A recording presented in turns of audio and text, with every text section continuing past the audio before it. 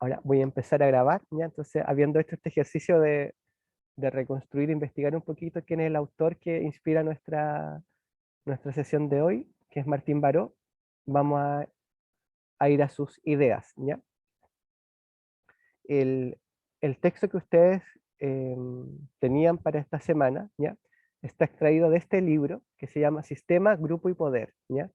Que ya nos pone ahí los acentos en los temas que vamos a trabajar y que son importantes para él, ¿ya?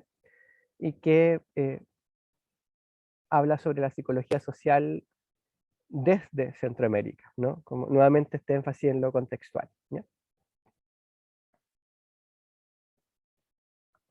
Y en este texto, ¿qué intenta hacer Martín Baró, al menos en el capítulo que ustedes van a leer, ¿ya?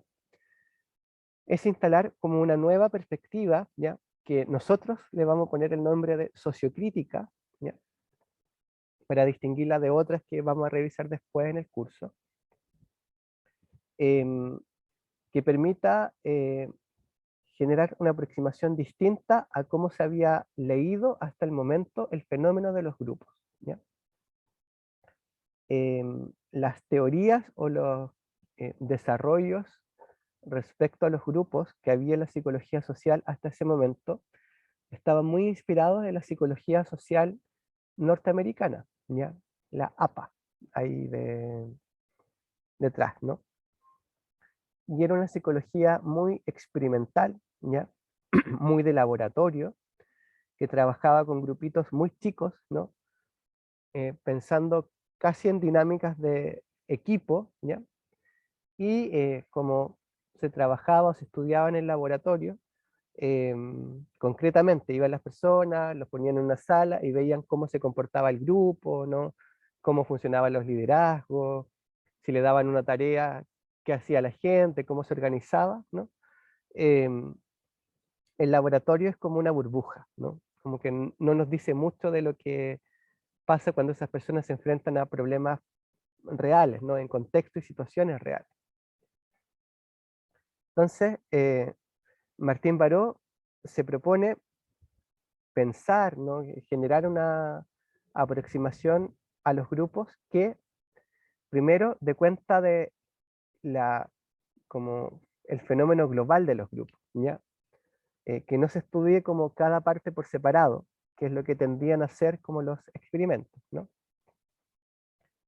Que permita también explicar algunas cosas que pasan en grupos pequeños, como un equipo de trabajo, no sé, un equipo deportivo, pero también en grupos más grandes, ¿ya? Por ejemplo, en un sindicato, ¿ya?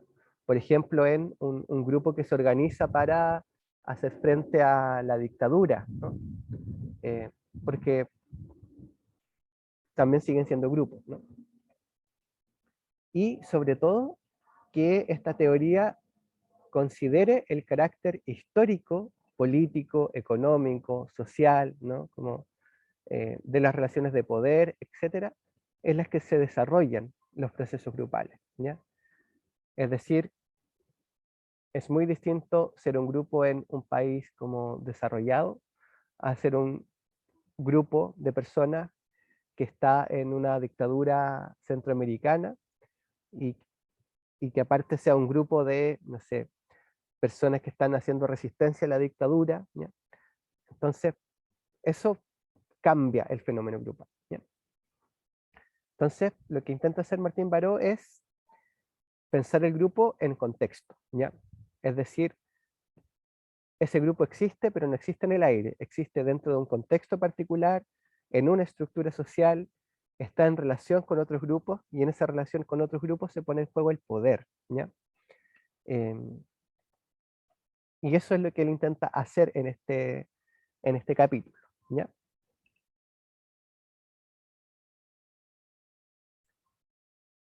Y para eso, él genera algunas distinciones, ¿ya? No vamos a revisar todo el capítulo, vamos a destacar algunos elementos, ¿ya?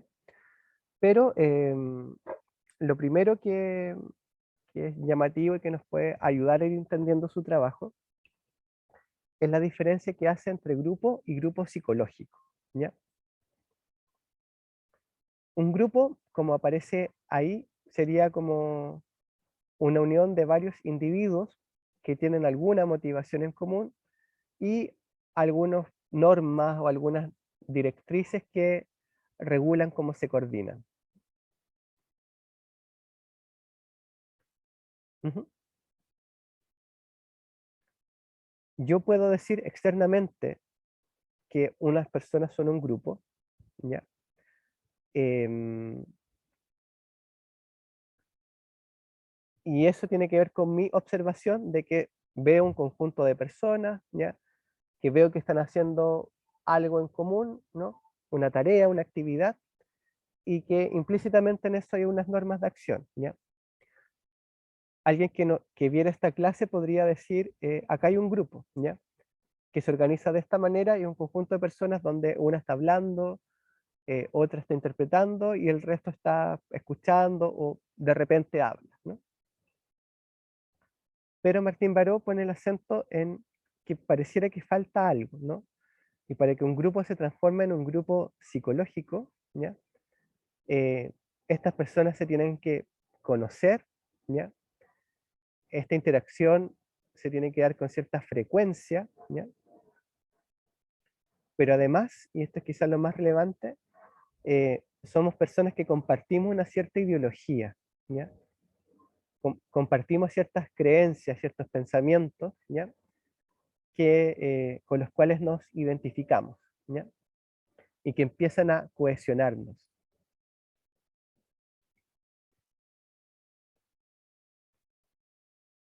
En ese sentido, y acá esta esquemita intenta reflejar eso, un grupo psicológico tendría miembros, ¿ya? Cada uno de estos circulitos podrían ser personas. Hay interacciones, ¿ya? Entre los distintos miembros, que son estas líneas que aparecen aquí. Em, Hay una suerte de frontera, ¿ya? Eh, Las personas que son parte de este grupo, estos circulitos, en el fondo excluyen a otros que no son parte de este grupo. Hay un límite, ¿no? Algo que marca quién está y quién no está. Y lo que está al centro de este grupo, ¿ya? Son estas creencias compartidas, ¿ya? Es decir, hay algo que nos une, ¿no? Que nos aglutina, ¿ya? Y esas creencias pueden ser nuestra mirada sobre, no sé, la opresión que estamos viviendo, la vulneración de derechos, ¿ya? Puede ser nuestra preocupación por el medio ambiente, ¿ya? Puede ser sentirnos muy cercanos como seres humanos, ¿ya? Que nos caemos muy bien porque creemos que somos buenas personas, lo que sea, ¿ya? Pero en el fondo hay un núcleo de creencias comunes, ¿ya? Entonces, las creencias, las ideas, las ideologías empiezan a tomar un lugar central.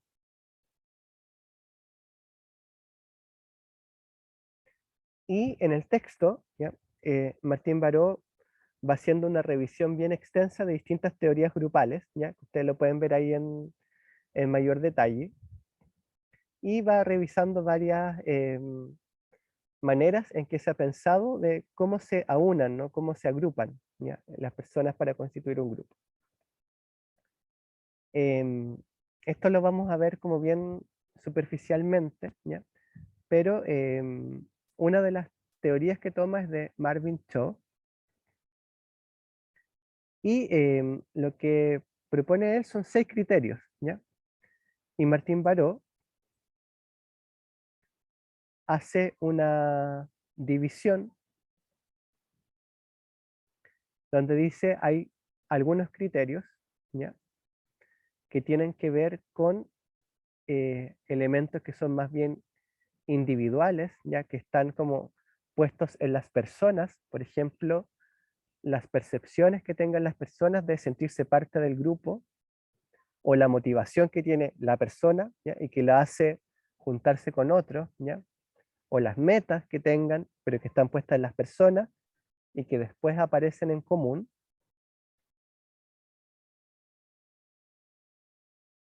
Y hay criterios que tienen que ver más bien con las relaciones, ¿ya? Cuando hablamos, por ejemplo, de los vínculos, ¿no? O de la interacción que hay entre nosotros. O que en un grupo hay una cierta interdependencia, ¿no? Que nos necesitamos unos a los otros. Esto lo liga con otra distinción que plantea un sociólogo, ya que es Durkheim, pero lo importante es que para Martín Baró estos elementos relacionales, ¿ya? Que tienen que ver con los vínculos, con la interdependencia, con la interacción, son los que van a ser más relevantes, ¿ya? En términos de lo que es o lo que hace un grupo, ¿ya?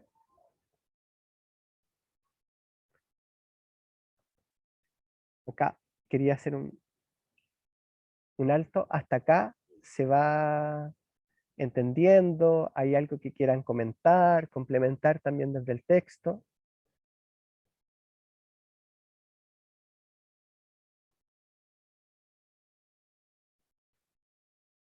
Me apareció en un momento el mensaje que mi conexión estaba inestable, entonces también preguntarles si han escuchado bien, ¿no? Me convirtió en un robot a ratos.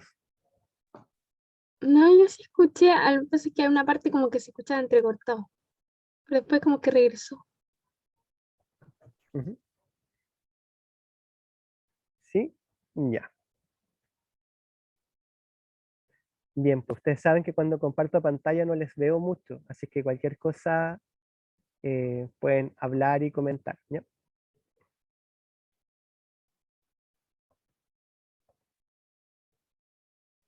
Entonces, como les decía, en el texto Martín Baró hace una revisión bien extensa, ¿no? Como de varias teorías grupales, para desde ahí ir él destacando lo que le parece mejor, lo que le parece que es más pertinente, ¿ya? Para construir y potenciar su propia mirada de los grupos, ¿ya? Y algo que va a resaltar Martín Baró, ¿ya? Es que los grupos son estructuras de vínculos y relaciones, ¿ya? Que van a canalizar ciertas necesidades individuales o, o intereses colectivos, ¿ya? Y acá algo importante que hace él es que, si se fijan, no aparece acá que es un conjunto de personas, ¿ya? No pone el acento, no enfatiza que sean personas que se juntan, sino que más bien lo que hace al grupo son los vínculos y relaciones, ¿ya? Y estos vínculos y relaciones lo que hacen es justamente canalizar, ¿no? Como poder darle un lugar a necesidades que pueden ser propias de las personas, pero también colectivas, ¿ya? Porque Martín Baró está pensando en lo social también, que lo vamos a ver un poquito más adelante. Entonces, en esta definición que él va haciendo, ¿qué pasa? ¿Ya?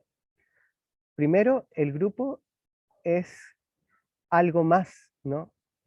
Es como un todo que supera a cada una de las partes, ¿ya? Porque acá no son individuos que se juntan, ¿no? Es una estructura de vínculos, ¿ya? Que va más allá de lo que cada persona es o pone en el grupo, ¿ya?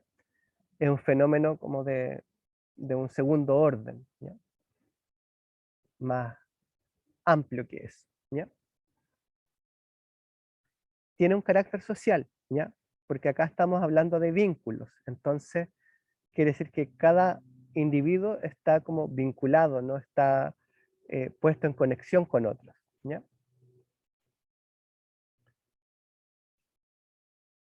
Canaliza necesidades personales e intereses colectivos, ¿ya? Y esto tiene harto que ver con que el grupo o cómo se estructura ese grupo, ¿ya? Cómo se arman esos vínculos y relaciones, tiene que ver con que surgen en ciertas circunstancias específicas, ¿ya? Por algo se arman los grupos que se arman en ciertas épocas, ¿ya? En ciertos momentos. Y eso pone el acento en que el fenómeno grupal tiene determinantes sociohistóricos, ¿ya? Depende del contexto donde está.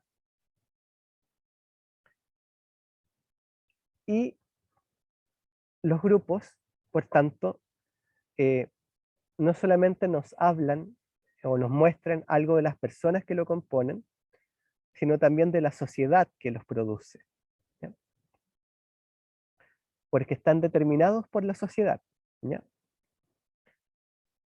Yo les puse acá algunos ejemplos, ¿ya? De grupos en distintos momentos históricos, ¿ya? Son grupos de jóvenes, ¿ya? Y que ustedes pueden reconocer ahí, ¿no? Los hippies, ¿no? Un grupo de hippies que, que obviamente responde a un determinado momento social, ¿ya? El movimiento hippie es una respuesta a el periodo de las guerras mundiales, ¿ya? Donde muere mucha gente, ¿ya?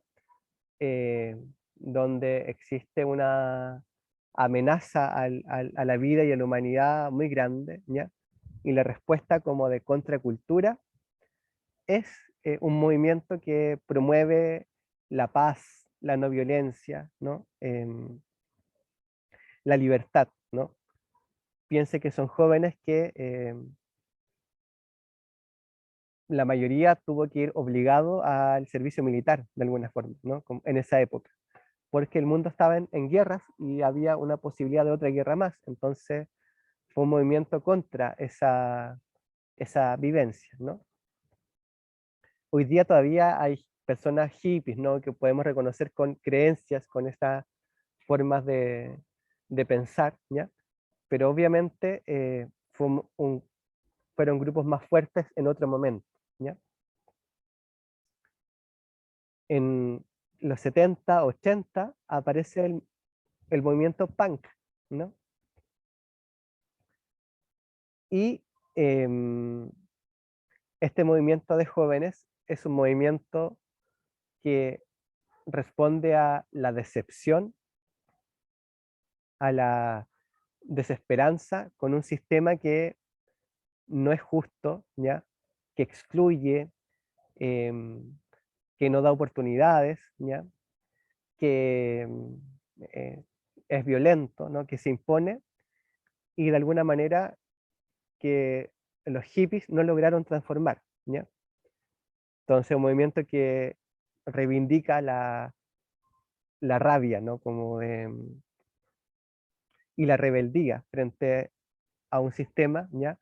De una manera bien distinta, uno lo puede ver ahí con estas fotografías que son bien estereotipadas, ¿no? Pero que es muy distinto ser hippie y cantarle a la paz que ser punk y en el fondo hacer una crítica bien abierta y descarnada, ¿no? Al sistema, ¿ya? Entonces, si fijan, los grupos tienen mucho que ver con los momentos y las sociedades en las que surgen, ¿ya? Y lo que está pasando en esas sociedades, ¿no? El movimiento punk tiene mucho que ver con crisis económicas súper fuertes. Entonces, efectivamente los jóvenes estaban sin oportunidades, ¿no? Con un sistema que los excluye, que no les ofrece nada, ¿no? Em, y en los 2000, ¿ya? 2010 tenemos nosotros, por ejemplo, estos grupos, ¿ya? Que están acá a la izquierda, a la derecha de la pantalla, ¿no? Y que son grupos que no tienen mucho que ver con lo anterior, ¿ya? Quizás en los 60, 70, para nosotros, Japón, Corea, etcétera, son países súper lejanos, ¿ya? Hoy día hay un grupo acá en Chile que promueven, ¿no? Como la cultura coreana, japonesa, la música, la estética, ¿no? Los animes. Y son grupos que surgen en un mundo más globalizado también, ¿no? Entonces, depende mucho del momento histórico, ¿no? Cómo se constituyen los grupos, ¿ya? No sé si ustedes se sienten representados ahí por algún tipo de grupo, si algunos se sienten más punk, otros se sienten más japo o más otaku, ya, más hippie, pero uno en general como que puede verse asociado, ¿no? en alguna grupalidad. Y algo súper interesante, y esto va a ser central para Martín Baró, es que las personas que componemos estos grupos podemos o no tener conciencia de que estamos súper determinados por la sociedad, ¿ya? Si tenemos conciencia de cómo nos determina la sociedad, posiblemente también podamos tener una conciencia crítica respecto a quiénes somos nosotros y cuestionarnos, ¿no? Y entendernos también en función de la sociedad en la que vivimos, ¿ya? O podemos ser súper ingenuos, ¿ya? Y jamás cuestionarnos y asumir todo lo que estamos viviendo como si fuera normal, ¿no? Como si fuera la única opción, ¿ya? Y esta conciencia de los grupos va a ser algo que para Martín Baró va a plantear una diferencia súper relevante, ¿ya? Y acá les pido perdón si a alguien le gusta Ricardo Arjona, pero para mí me sirve mucho para poner ejemplos en clases, ¿ya?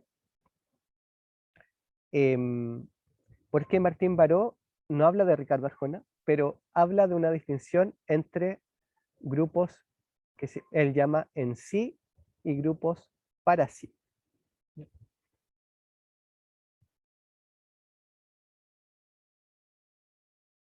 Que es lo que aparece acá, ¿ya? Entonces Martín Baró dice, yo puedo hablar de un grupo en sí, ¿ya? Que son grupos que existen, que hay una estructura de vínculos, que hay personas relacionadas, ¿no? Que tienen una cierta finalidad, una cierta meta, pero que son ingenuos, ¿ya? Que no se cuestionan, no piensan en sus eh, intereses de clase, ¿ya? Martín Barón habla de clase social, ¿ya? Pero nosotros podemos también ponerle género, ¿ya? Etnia, u otros más, ¿ya? Em, donde están ubicados esas personas, ¿ya? Entonces puede haber un grupo que existe, que funciona, que trabaja, que hace cosas, ¿no? Pero que no se pregunta, no se cuestiona, no incorpora su interés propio de clase, de género, ¿ya? De etnia, ¿ya? Por eso el ejemplo acá del fan club de Arjona, ¿ya? Eh, el fan club de Arjona es un grupo ahí de mujeres, al menos en esta foto, ¿ya? Que se relacionan entre ellas en torno a un interés común, que es Ricardo Arjona, ¿no? Su música, no sé, su, su impronta, lo que sea, ¿ya? Que posiblemente hacen cosas en conjunto, ya que se juntan, se comunican, se intercambian material, van a conciertos, etcétera. Es decir, son un grupo, ¿ya? Tienen todos los componentes de un grupo. Pero lo que podríamos cuestionarnos, ¿ya? Y acá mi disculpa si les gusta Arjona, es que estas mujeres, ¿no? Eh, no problematizan que Arjona es un cantante que, por decirlo suave, em, promueve los roles de género más tradicionales, ¿no? Más heteronormativos, ¿ya? Y que en eso también es bien violento en algunos casos con las mujeres, ¿ya? Tiene varias canciones donde habla de las mujeres muy estereotipadamente, ¿no? Como dedicadas a la cocina, a la crianza, a la maternidad, ¿no? Como, Carla, ¿te gusta Arjona? Lo siento, No, profe, te no, estoy no. ofendiendo. No, no, pero claro, uno lo escucha desde la mamá, qué sé yo, de las abuelitas y todo. Pero entiendo que está funado justamente por violencia intrafamiliar. Así que igual entre esos dos grupos, entre los fans de la Arjona y los feministas, hay mucho por analizar. Lo otro que le quería preguntar, profe, es que si uno puede estar en los dos, o yo individual puedo pertenecer a varios, o sea, pertenezco, puedo hacerlo, pero ¿se da eso? ¿O generalmente es porque uno tiene algún tema de identidad, no sé? Ya. Vamos a ver el segundo, ya que obviamente el grupo que es consciente de sus intereses de clase, ¿ya? O de género, ¿ya? En el fondo, siempre Martín Baró va a estar hablando de la condición que nos hace ser oprimidos, ¿ya? Podría ser la clase social, entonces tenemos que pelear por nuestros intereses de clase, ¿no? Pero si nos sentimos oprimidos por nuestra condición de género, ¿ya? O nuestra orientación sexual, lo que sea, deberíamos ser conscientes de eso, ¿ya? Entonces, a eso lo llama el grupo para sí, ¿ya? Este grupo que adquiere esta conciencia, ¿ya? Y una vez que la adquiere, dice Martín Baró, va a intentar actuar en función de eso, ¿ya? Entonces, tu pregunta, Carla, más bien tú lo estás pensando como persona, ¿ya? Pero en realidad Martín Baró está hablando del grupo, ¿ya? Es el grupo el que puede o no tener esta conciencia de sus propios intereses, ¿no? Sus propias reivindicaciones de clase, género, etnia, etcétera, ¿ya? Puede que una de Ah, estas ok, chicas mira. vaya a la marcha, ¿ya? Y eso puede pasar porque somos seres humanos contradictorios, ¿ya? Pero lo que Martín Baró, me imagino, podría estar hablando en este ejemplo es que este grupo de chicas podría en su momento empezar a cuestionarse, ¿no? Quizá una de ellas que va a la marcha, si es que en realidad, pucha, yo estoy yendo a una marcha feminista o concuerdo con varios planteamientos, pero estoy escuchando una música que es como que rigidiza los roles de las mujeres, ¿no? Que a fin de cuentas es bien machista. Estamos siguiendo un cantante que está acusado denunciado por violencia intrafamiliar. Entonces, en la medida en que eso empiece a tener como cabida en el grupo, ¿ya? Puede ser que ese grupo finalmente adquiera conciencia y dejen de ser fanáticas de Arjona, ¿ya? Se convierte en un grupo de funa Arjona, no sé, por decir algo, ¿no? Pero es el grupo, ya estamos hablando acá Existe un del... grupo que se dedica a eso, que hace como esto, pero al revés. ¿En serio? Sí. Sí, Parece que son las de Chayanne, ¿no? Yo nunca he pero entendido hay un qué onda grupo ese que se grupo, pero... dedica a funar a Arjona. Ah, Sí, pues, pero lo interesante ahí, y respondiendo a Carla para darte la palabra de nuevo, porque te interrumpí, es que es el grupo, ¿ya? El grupo el que adquiere conciencia.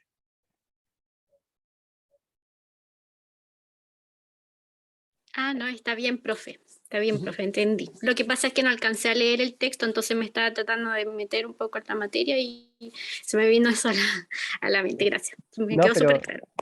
pero es interesante tu pregunta, porque efectivamente acá estamos hablando de lo grupal, pero en lo individual tenemos esas contradicciones, ¿ya? Como, no sé, me imagino que quizá a, a mí no me gusta el reggaetón ni el trap por una cosa como casi generacional, ¿no? Pero quizá a ustedes les pueda gustar, o en alguna fiesta igual he bailado algún reggaetón, o hemos coreado algunas canciones, y si uno lo piensa son a veces canciones que también traen como estereotipos de género, ¿no? Son violentas, ¿no? Etcétera. Y en su momento no lo cuestionamos, ¿ya? Pudiendo en otro momento ser súper como crítico respecto a todos estos temas. Entonces, tenemos esas contradicciones como personas, ¿no? Pero los grupos, ¿ya? En el fondo igual se definen de una manera un poquito más clara, ¿ya? Así es que eh, quizás como cuando este grupo ya adquiere esta conciencia, de alguna manera no hay mucha vuelta atrás, ¿no? Como que debiera seguir como teniendo este interés para sí, ¿no? Como alinearse un poquito con su interés, ¿ya?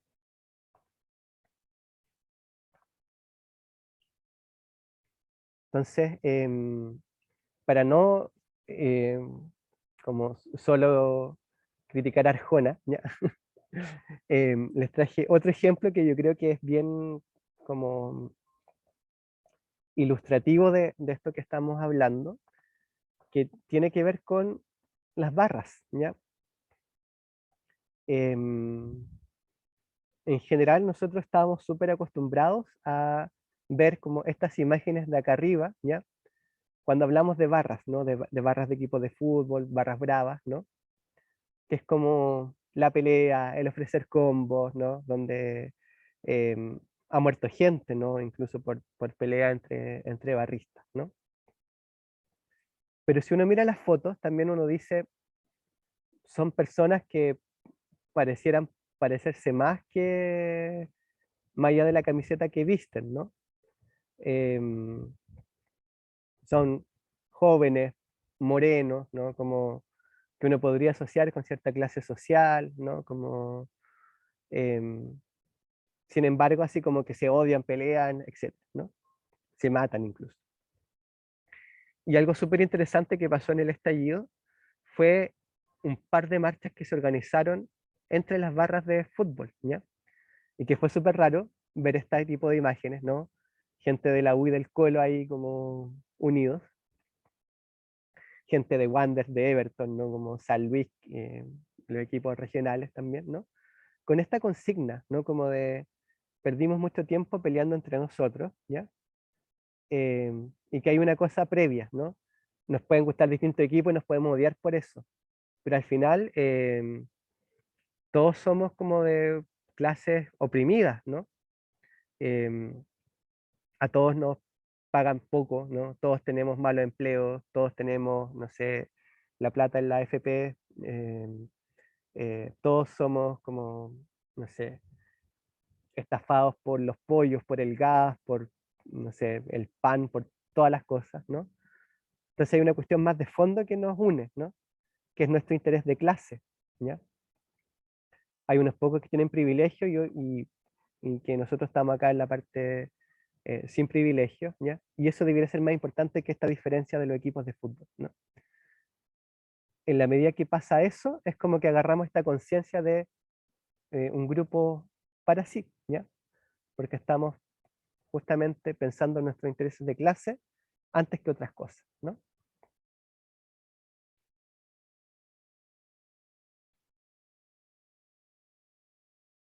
Y acá ponerle como otra capa a esto, ¿ya? Podríamos decir que bacán, ya que se unan los, eh, las distintas barras, que en el fondo son todas del mundo popular, ya como de cierta clase, ya como más obrera, más proletaria, ya la que yo también me reconozco así como de trabajadores, ya que no tenemos tierras, ni latifundios, ni somos dueños de nada, ¿ya?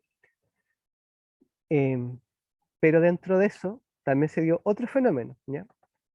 Que tiene que ver con esto, ¿ya? Con el género, ¿ya? Porque el mundo del fútbol, si bien es un mundo súper popular y que incluso puede llegar a unirse, ¿ya?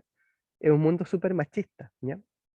Em, Como aparece ahí, como lo muestran estas mujeres, ¿no? Como todos los insultos, ¿no? Todos los como calificativos que se dan entre los equipos aluden, ¿no? A cuestiones de género, ¿ya? Zorras, madres, monjas, ¿no? Em, y dentro de las barras se está dando este movimiento también como de la reivindicación de género, ¿ya? Entonces, yo casi no voy al estadio, hace muchos años que no voy, ¿no? Pero a mí siempre me parecía muy violento, ¿no? Como los cánticos de las barras, y, por ejemplo, una mujer cantándole, no sé, eh, al otro equipo que son las zorras, ¿no? O que son las madres, ¿no? Em, Debe ser aún más violento, ¿no? Y uno podría hacerlo ahí en el fragor ahí del partido, pero en el fondo uno está eh, actuando contra sus propios intereses, en este caso de género, ¿no? Estoy como justamente eh, descalificando a las mujeres, ¿no? Con esto. Em, o también a las disidencias, ¿no? Hay muchos insultos que tienen que ver con la homosexualidad, ¿no? Entonces, como si fuera algo malo, ¿no? Entonces acá también hay como una toma de conciencia de las mujeres de las barras, ¿ya? Diciendo, puta, a mí me puede gustar un equipo, puedo ser muy enemigo, muy contrario de otro equipo, pero en eso no tengo por qué violentar, ¿no?, a mi propio género, ¿ya? Y ahí hay una toma de conciencia distinta, ¿no? Entonces, dejar de compartir para comentar un poquito, pero no sé si con estos ejemplos les queda un poquito más claro también esta idea del grupo para sí, ¿no? Como esta toma de conciencia de que hay ciertos intereses que son más transversales, que son más básicos, ¿ya?, que debieran unirnos, ¿no?, y que debiéramos como reivindicar antes que otras cosas. Sí, me quedó claro, profesor.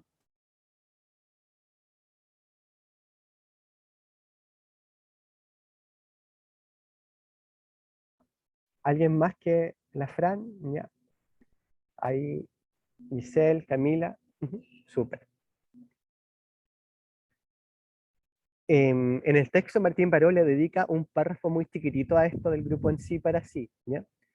Pero para nosotros en el curso es un tema súper importante, ¿ya? Así que para que lo tengan, cuando lleguen ahí, léanlo con detención, ¿ya?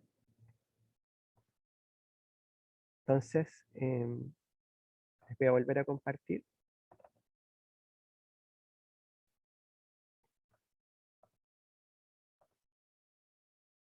Entonces, como tomando todos estos elementos que hemos revisado, ¿ya? Martín Baró llega a su propia conceptualización del grupo, ¿ya? Y llama enfoque dialéctico del grupo humano, ¿ya? Nosotros le vamos a llamar enfoque sociocrítico, pero estamos hablando de lo mismo. Y va a decir que desde esta perspectiva, los grupos, ¿ya?, humanos tienen como tres elementos, ¿no? Abarca tres fenómenos, ¿ya? Uno es su identidad, ¿ya? Y la identidad tiene que ver con cómo se pertenece, ¿ya?, cómo se relacionan las personas del grupo en sí mismas, ¿ya? Y eso es algo que pasa entre los integrantes del grupo, ¿ya? Entonces nosotros podemos organizarnos de cierta manera y que eso nos defina, ¿ya?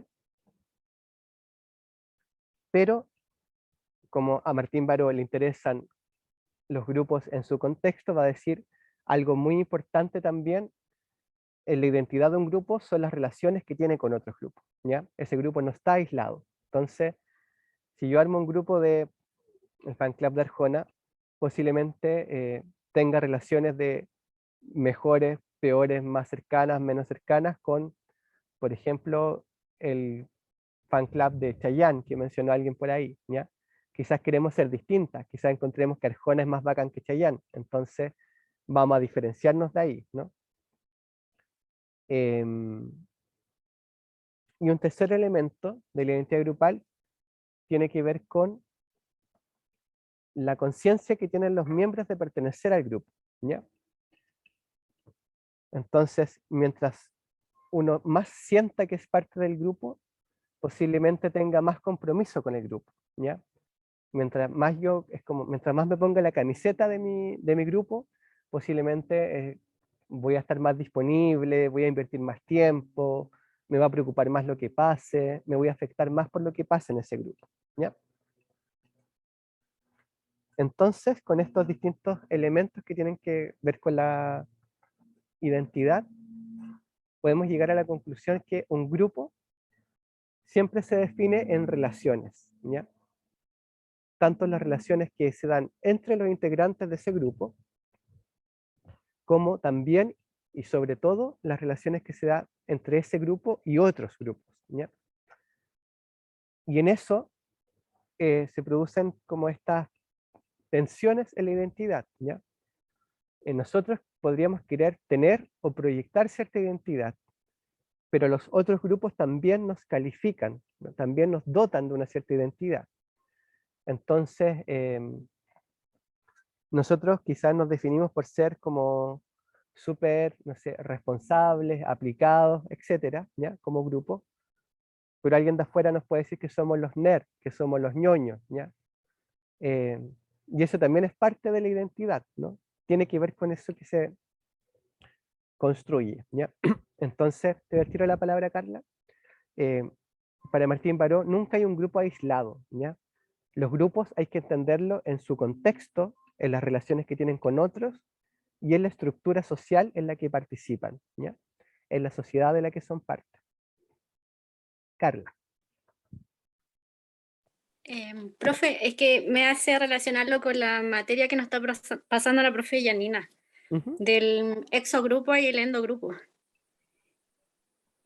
¿Tiene relación con lo que dice Martín? Exactamente, sí. Se llama Ignacio, ya, el apellido compuesto es Martín Baró. Ah, ya, ya, profe Martín, yo toda patúa ahí, el No, Martín. es que se los digo porque es un error frecuente, como que, o dicen, cuando citan después, citan a Baró, y es como, no, el apellido es Martín Baró. Oh, bueno, bien. Sí, pero es difícil. Sí, pues tiene mucha relación con eso, ¿ya? Es endogrupo, exogrupo, es como la distinción más clásica de la psicología social norteamericana, ¿ya? Que básicamente nos dice que hay personas que se sienten parte del grupo y personas que quedan fuera, ¿no? Pero quizás Martín Baró toma eso, ¿ya? Que tampoco es una idea tan elaborada, pero lo que sobre todo va a poner énfasis él es que justamente nunca hay un endogrupo, ¿ya? O un grupo sin exogrupo, ¿ya? Un grupo siempre está rodeado o en relación con otros grupos, ¿ya? Real o imaginaria, ¿ya? Puede que yo nunca conozca al otro grupo, pero yo me comparo con el otro grupo que yo creo que funciona de esa manera, ¿ya? Pero en general siempre estamos en relaciones sociales, ¿no? Es como no podemos salir de un entramado social, ¿ya? Así es que qué bueno que lo vayas ligando, Carla. ¿Sí? Lo importante en general son, cuando vamos revisando autores, son como los énfasis que ponen, ¿no? Como para dónde quieren llevar las cosas, ¿no? Y en el caso de Martín Baró es justamente que un grupo no se puede entender en abstracto, se entiende en la sociedad en la que está, ¿ya? En las relaciones que tiene. Y eso tiene que ver con el segundo fenómeno, ya que para él es súper relevante, que es el poder grupal, ¿ya? Y lo que va a proponer Martín Baró es que los grupos siempre nos hablan de relaciones de poder, ¿ya? Ese poder no es algo que sea como mensurable, ¿ya? No es como una cualidad de las personas o de los grupos en sí mismos, ¿ya? Yo no puedo decir como Luis tiene un poder de 20, Mariana tiene un poder de 40, Dominique tiene un poder de 80, ¿ya? El poder es relacional, tiene que ver con diferencias que se producen entre uno y otros, ¿ya? Diferencias, por ejemplo, de la información que manejamos, de los recursos que tenemos, ¿no? No sé, de la tierra que tenemos, del poder económico, ¿no? De la edad, de cualquier cosa, ¿no? Del prestigio que tenemos. Y en eso vamos a tener distintos poderes, ¿no? Como personas o como grupos, ¿ya? Yo puedo tener, poniendo en una escala, no sé, como un poquito más de poder en relación a ustedes, ¿ya? Porque estoy en un lugar, un estatus de profesor que me da ese poder, ¿ya? Pero puede que en mi relación de pareja yo tenga menos poder que mi pareja, ¿ya? Y puede que en relación con mi jefe tenga menos poder, ¿ya? Y puede que en relación con, no sé, mis padres yo tenga más poder porque estoy más sano que ellos. Entonces, el poder siempre es relativo, ¿no? El poder siempre tiene que ver con poder en relación con quién, ¿ya? Y eso pasa en los grupos, ¿ya? Hay grupos que tienen mucho o concentran poder en relación siempre a otros grupos, ¿ya? Entonces, si un grupo tiene más poder, quiere decir que hay uno que tiene menos, ¿ya? Que puede sonar súper obvio, pero en el fondo tenemos que pensar que si hay un grupo que maneja mucho poder, ¿en relación a quién tiene ese poder? O al revés. Si hay un grupo que siente que tiene muy poco poder, poder de actuar, de decidir, de transformar como su realidad, hay otros que tienen poder sobre ellos y podríamos ver quiénes son, ¿ya? Pero siempre el poder está atravesando nuestras relaciones, ¿ya? Y eso pasa tanto entre un grupo con otros, ¿ya? Y un grupo se define por sus relaciones de poder con otros grupos, ¿ya? Pero también adentro de un grupo pueden haber distintos subgrupos que tengan distintas relaciones de poder, ¿ya? Entonces siempre el poder va a ser parte del fenómeno grupal, ¿ya? Y eso es algo que, por ejemplo, la psicología norteamericana social no considera, ¿ya? Mucho, ¿ya? Martín Baró está hablando de esto porque él está hablando de un contexto donde él ve que hay una opresión directa, que hay una dictadura, ¿no? Que hay gente que está siendo pisoteada, aplastada, que hay gente que tiene muchos privilegios, gente que tiene poca, ¿ya? Etcétera. Y el último fenómeno que menciona Martín Baró, que tiene que ver con los grupos, tiene que ver con la actividad que hace el grupo, ¿ya? La actividad tanto que hace para sí mismos, ¿ya? Como también como el impacto que tiene fuera, ¿ya? Por ejemplo, si somos un fan club de Arjona, como quizás es una cosa más afectiva entre nosotros, de encontrarnos, compartir información, no sé, hablar de las canciones, de la música, del disco que salió, y es una actividad muy interna, ¿no? Como que parece que no tiene mucho impacto afuera. Pero si viene Arjona acá a Chile y vamos nosotros al aeropuerto y vamos con banderas, lienzo y todo, estamos generando algo ahí también. Eso va a llamar la atención de la gente, va a hacer que las personas no puedan pasar, ¿no? Como vamos a visibilizar a Arjona, etc., ¿no? Entonces, lo que hacen los grupos tiene una realidad como una actividad para adentro, pero que también trasciende hacia lo social, ¿ya? Y hay grupos que obviamente quieren influir más hacia afuera, ¿ya? Pero siempre están esas dos dimensiones. De nuevo, el grupo nunca está aislado, ¿no? El grupo siempre está en un contexto y lo que hace impacta también ese contexto, ¿ya?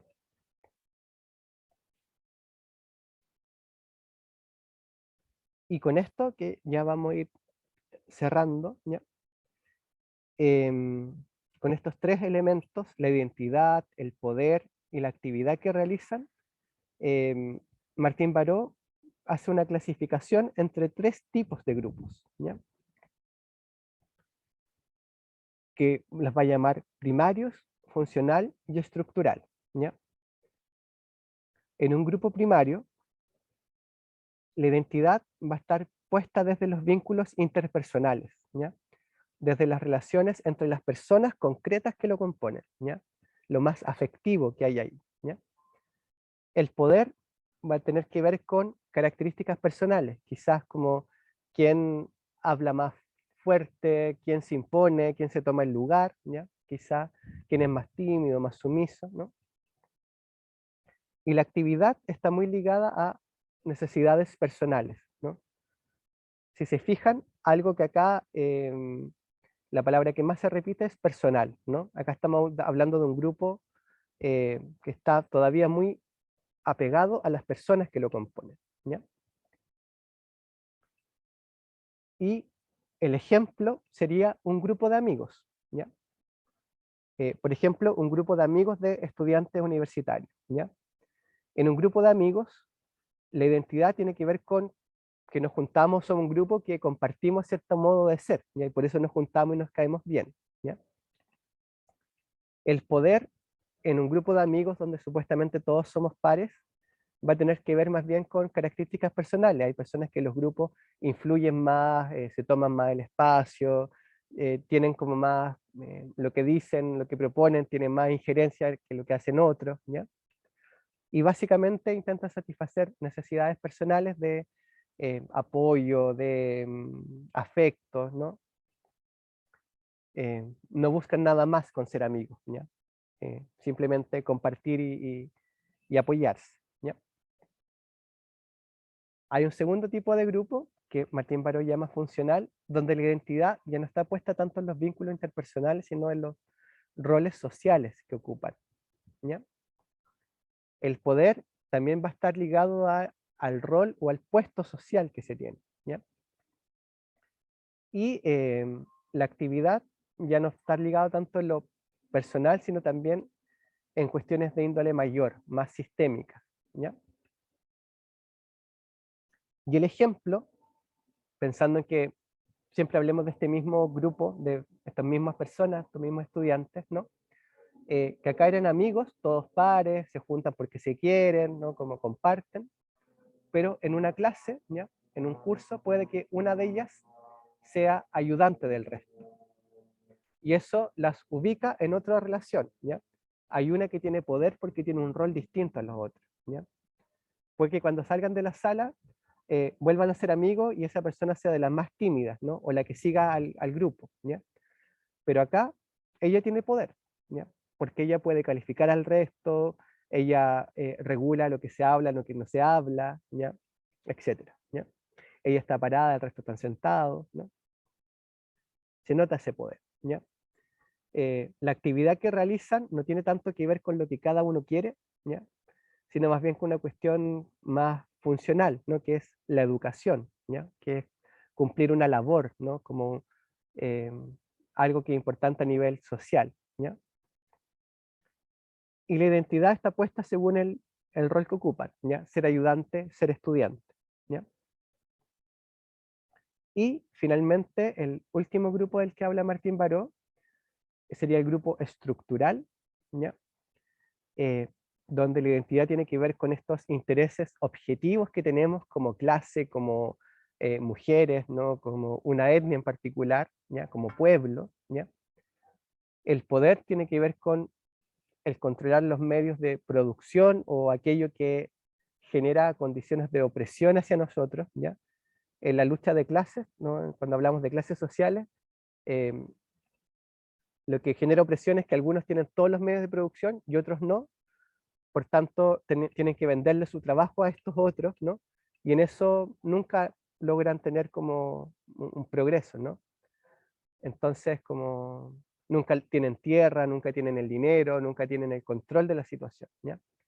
En género tiene que ver con otras determinaciones, ¿ya?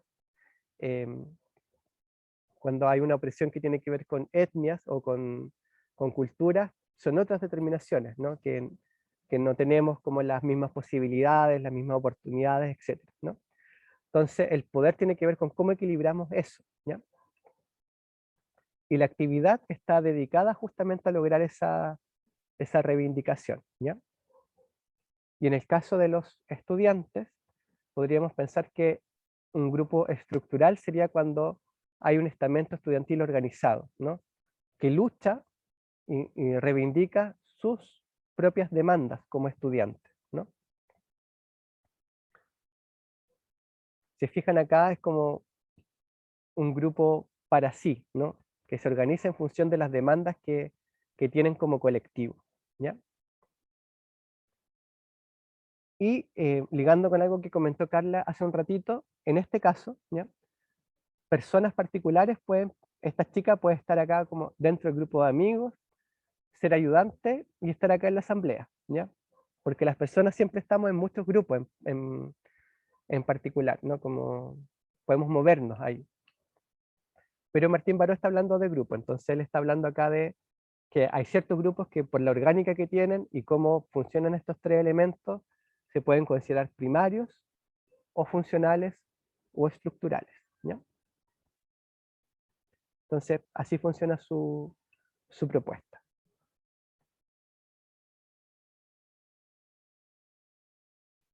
Y lo último,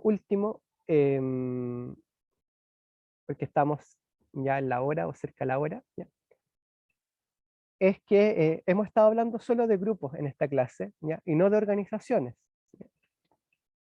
Pero, ¿por qué es importante incorporar estos elementos? ¿Ya? Porque las organizaciones sociales también funcionan como grupos, ¿ya?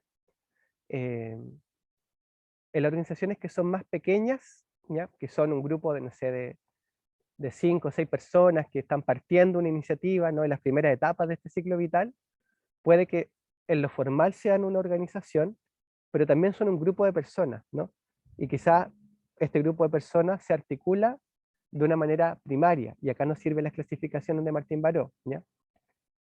Podríamos pensar si un grupo para sí o un grupo en sí, ¿ya? Y en organizaciones que son medianas o más grandes, ¿ya? Posiblemente nos encontremos con que hay grupos o subgrupos dentro de ellas, que tienen distintas identidades, ¿no? Que están en relaciones de poder, ¿ya? La carrera es una organización de alguna forma, ¿no? Y dentro de la carrera hay muchos subgrupos, ¿ya? Estamento estudiantil, estamento docente, dentro de ustedes también hay grupos de amigos, ¿no? Grupos de cercanos, grupos de generación, ¿no? Y que se definen en relación a otros también, ¿no? Con distinta identidad, distinto grado de poder en relación a otros, ¿no? Etcétera, ¿ya? Entonces, todos estos que hemos visto hoy día como de los fenómenos grupales nos pueden servir también para observar organizaciones, ¿ya? Entonces, hay la invitación a siempre estar como con ambas miradas, ¿no? Como lo que hemos visto de organizaciones, pero también lo grupal, ¿ya? Porque las organizaciones las componen personas, ¿no? Y por tanto, estamos como, y son estructuras de vínculo, por tanto, todo esto que hemos visto también aplica, ¿ya? Y lo más relevante que nos aporta esta perspectiva de Martín Baró es que nos entrega más elementos de análisis, ¿ya? Por ejemplo, el poder como algo central que siempre tenemos que preguntarnos, ¿ya? En relación a qué otros grupos, ¿ya? Está la organización con la que estemos trabajando, ¿ya? De quiénes depende, quiénes influyen en ella, en quiénes influye la organización, ¿ya? Si no puede influir más, ¿por qué es? ¿Quién tiene más poder que ella, ¿no? La noción de que toda organización o grupo siempre está en un contexto histórico, entonces para entenderla bien tenemos que entender bien cómo es ese contexto, ¿ya? En el que surge, en el que crece, en el que se desarrolla, ¿ya? En la clase pasada vimos el ciclo vital, pero lo vimos un poquito en abstracto, ¿no? La invitación de Martín Baró es, bueno, ¿por qué fue creciendo o declinó o renació en función de qué circunstancias históricas, qué estaba pasando en su contexto en ese momento, ¿ya? Y esta noción de la conciencia que tiene el grupo que puede estar ligada o no a sus intereses de clase, ¿ya? O de género, o de cultura, ¿no? O de otra que pueda tener que ver con condiciones de opresión, ¿ya?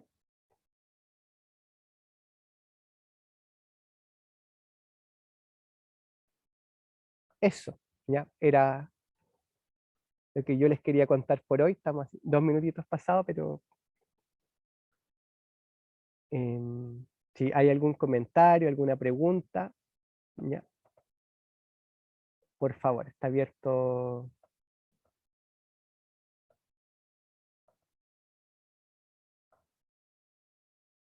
el chat y el micrófono.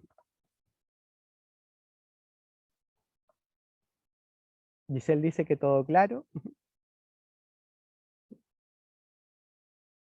Profe, para la evaluación tenemos que ocupar estos 3 textos más la, eh, el conversatorio, ¿cierto? Sí, Ya. sí. Así es que lean a Martín Baró. Yo creo que con lo que vimos hoy día pueden tener pistas de qué enfatizar, ¿ya? Como les decía, le hace un repaso por muchas teorías, entonces sepan que las repasa para llegar a sus propias ideas, ¿no? Entonces, obviamente siempre es útil conocerlas, les van a hacer sentido con psicología social también, ¿ya? Pero sobre todo lo que nos interesa, es un poco los énfasis son los que les marqué acá en la clase, ¿ya? Entonces, si no hay más comentarios, ¿ya? Para ir cerrando y respetando nuestra hora de término, recordarles que la próxima semana tenemos el conversatorio el lunes, ¿ya? A las 12:45. Yo les voy a mandar por correíto o en el aula el link del conversatorio y los sitios de las organizaciones para que puedan investigar, ¿ya? Y no nos veríamos el jueves siguiente, ¿ya? Para que ahí sepan que cuentan con ese espacio, ¿ya?